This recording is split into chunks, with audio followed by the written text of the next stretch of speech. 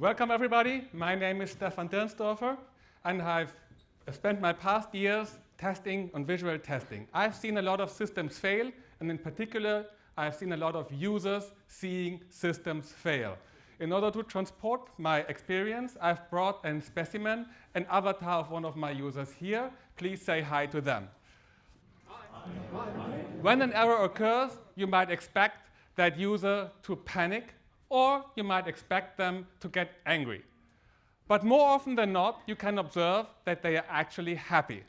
And this is not because I deal with QA people. This is a paradoxon. This is not as you expect it to be. When the system fails and recovers, users consistently report higher satisfaction with the system. So what does this mean for us testers?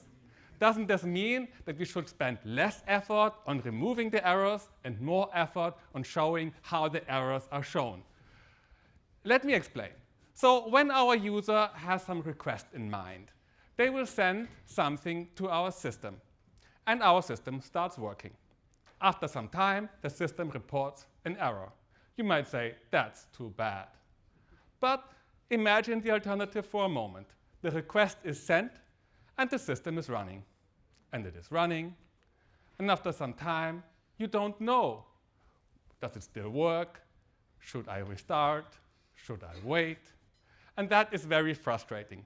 Obviously, an error message is better than no message. But what about the error? Why is an error better than no error? For this, let's dig deeper. Our system consists of a number of components. And the components consist of a number of modules and so on. Now imagine one of the modules is broken.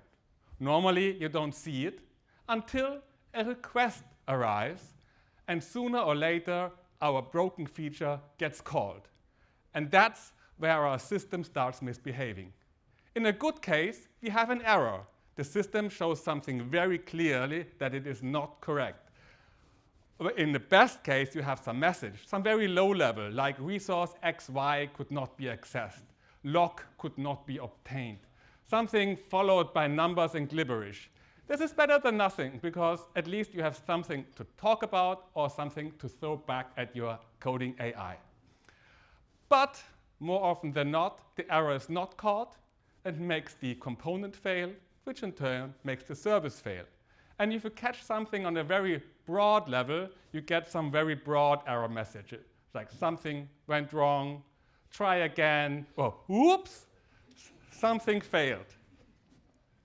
So the frustration with these error messages is very well captured in this cartoon. If you always get the same error message, you do not have a feeling of progress. So you want a bit more detail. Obviously, the best place to find an error is in the middle, where you have access to the details but still know the context. And that's where humans are pretty bad, but AI coding is even worse. That's why I want to bring your attention to this particular point. My favorite error handling failure is this one. As you can see, perfect level of detail. You know exactly why it went wrong. You have the perfect context. You know exactly in which module it failed. But something didn't work when handing over the crucial information from the module to the high-level service. Now, what would you do if that error happened in your project? Would you panic over a last batch of food boxes? Would you be angry?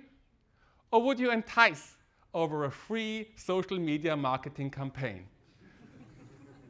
Here is what I would do. First, I would not fix the bug. Second, I would fix the error message. Because the way your system handles the error is a rare glimpse into how good the quality of your software actually is. When you fix the error handling, you have some fundamental code change that will stick around for much longer than the individual features. So that is a rare moment where you should take your time and make sure that your error structure, error handling structure is in place. And then you can do the moved on to third step, and then you can fix the error. So to summarize, when your users are unhappy with the software, then maybe at times you can throw an error message at them and they have something to work on, and if they see how your system behaves in failing state, they get more trust into how your software works. If you want to read more about this, please check out my article, Failing with Grace, published on the Ministry of Testing. Or check out our website on visual software testing. Now I was so fast because you scared me. 8, 7, 6, 5, 4, 3, 2, 1.